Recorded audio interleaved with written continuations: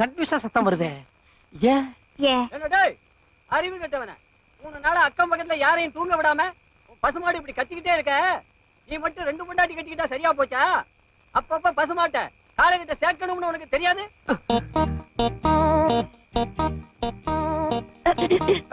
புரியுது புரியுது. அந்த டாப்பி மறந்துடுவோம். நான் பேசாம சாப்பிட்டு போறேன்.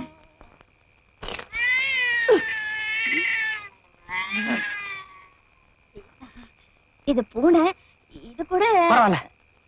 அது கத்தனா கத்திட்டு போட்டோம், பேசாம.